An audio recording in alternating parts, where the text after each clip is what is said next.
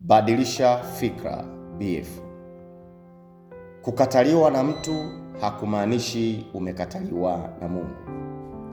Zaburi 27 mstari wa 10 inasema, baba yangu na mama yangu wameniacha, bali Bwana atanikaribisha kwake.